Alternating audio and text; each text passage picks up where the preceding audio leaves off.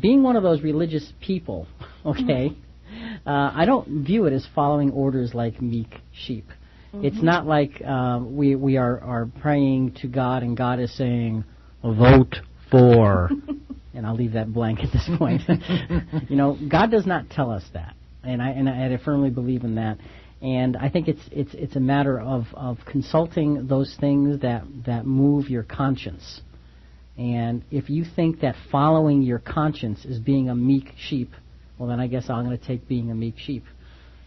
See, I'm looking at it like a meek sheep is not a bad thing. I'm not a weak sheep, but I hope I'm a meek sheep. Okay, and that's good. That's good. But the way this was written was intending it to be a weak sheep. Exactly. Because in the next paragraph it said they're attempting to abdicate personal responsibility for their actions. I say, boy, you just don't understand faith, brother. Right.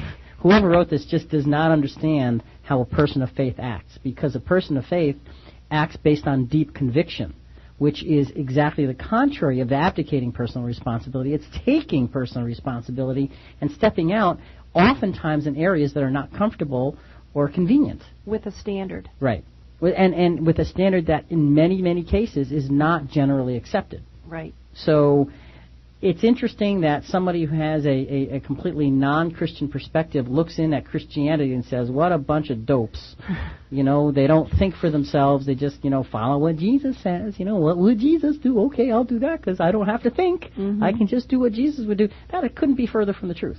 Right. I mean, for me anyway. Oh, yeah. And I think for many of us. Because you have to think your way through it. You have to dedicate yourself to it. Otherwise, you're not really doing those things. You're just play acting. Right. Okay, and now, I mean, if this person believes all Christians are play actors, again, he just doesn't understand Christianity. Maybe there are a lot of Christians that are play actors.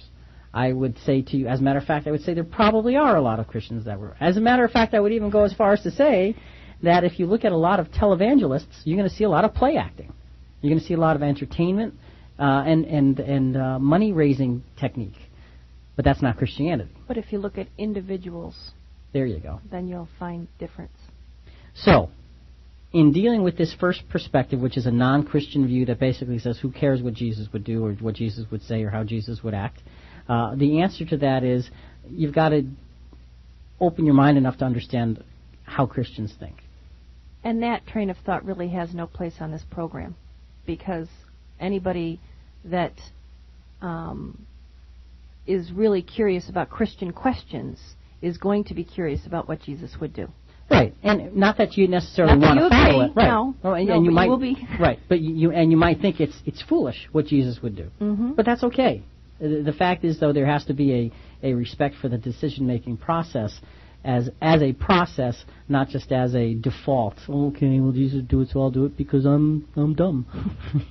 That's not it. That's not it at all. It's a well thought out. It's a dedicated process. So that's the first perspective, the non-Christian, the agnostic, atheist type individual looking in on Christianity and saying, well, okay, we've dealt with that. Fred, why don't we take a break at this point before we go to our second perspective, which is a Christian view that speaks of solemn responsibility for political involvement. This is Christian Questions. Grab your Bibles, don't go away, and we'll be right back.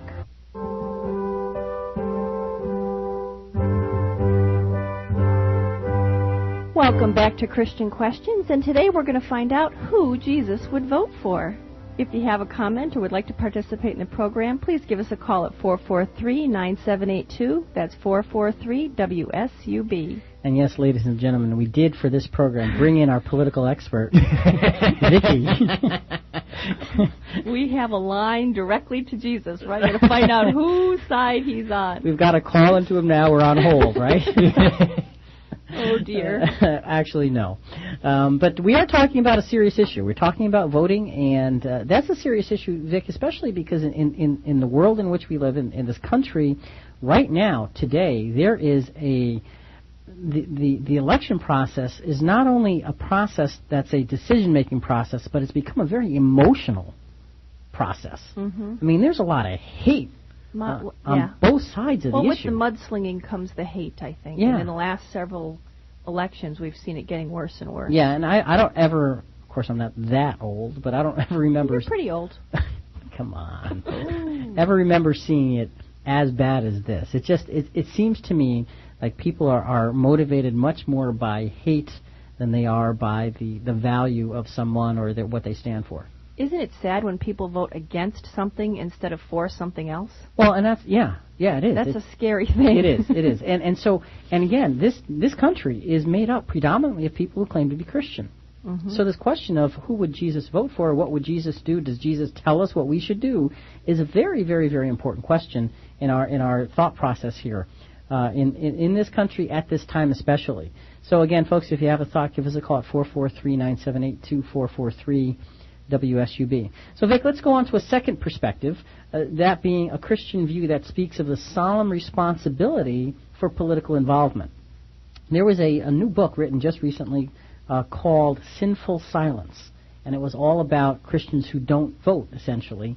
And this was from an August 5th article this year by a gentleman by the name of David Roach. Again, we're quoting different pieces that he's doing a review on this book.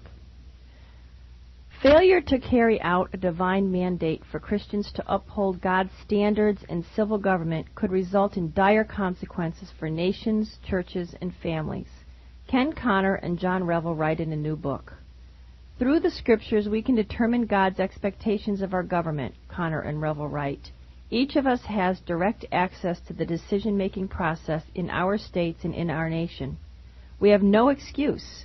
If we are irresponsible in our voting or if we fail to vote, we cannot escape accountability before God. Okay, hold on. Just let's stop right there for a minute, because that's a pretty strong statement. Yes, it is. And he's basically saying that God expects us to vote as our solemn responsibility. He expects us to be politically involved as our solemn responsibility for upholding God's standards in civil government. Mm-hmm. Okay, so that's the beginning of the reasoning, and again, we're only quoting pieces of the article in the interest of time. Go ahead. When Christians recognize violations of God's standards in government but fail to address those violations, they may experience a hindered relationship with the Lord, the authors write. If the majority of Christians know God's heart on issues of civil immorality but continually refuse to address these civil sins through their vote and access to elected representatives, then it stands reason that God would reject the majority of our worship in this nation, Connor and Revel write. When we remain silent at the polls or when we don't call our representative to action in these areas, the watching world could falsely conclude from our actions that God is not really concerned about these issues, the authors write. They then could logically conclude that the vocal minority of politically active Christians don't truly represent God's heart, but are instead religious right-fringe fanatics who should be dismissed and ignored as such. There's some pretty compelling reasoning in this, because he's saying that if we, and you think about it, if Christianity was all united in this country, they would create a block of power that would be a huge force. It would be insurmountable. Right. They could get their way on everything. Now, obviously, that'll never happen because Christianity will never unite. Right. That's another issue for another program, okay? But never say never. I see a time. Yeah, you're right. I should temper that a little bit. But I think that what we see here is in this reasoning is a sense that, look, if you believe that God's way is the right way, why would you not want to let everybody know about it? And given the opportunity to allow God's way to be promulgated and spread, why would you not? Mm-hmm. And that's good reasoning. Yeah. That's good reasoning. And folks, you know, for those of you out there who are listening who are Christians, you probably fall in one of two categories. You're either of the category that we're talking about right now that says, yes, it is my solemn responsibility to have a level of involvement. Or you're the type of Christian that says, no, it's not my responsibility to have any level of involvement for spiritual reasons. Okay, we're going to go through scriptures. We're not going to condemn one or the other. Okay, we just want to lay them out and get some perspective on it. But this is a very strong statement that says not only are you responsible, but you will suffer spiritual consequences if you don't get involved. Right. Okay, so let's go to another website and read just a few paragraphs from another article. This was entitled, Would Jesus Vote Republican? Okay, and the website, I wrote this website down, was www.raptureready.com. Again, this is not necessarily our perspective here. It's not our website because we don't believe in the rapture. Okay? Right. Might as well say it. But this is just following through on the idea of being politically involved.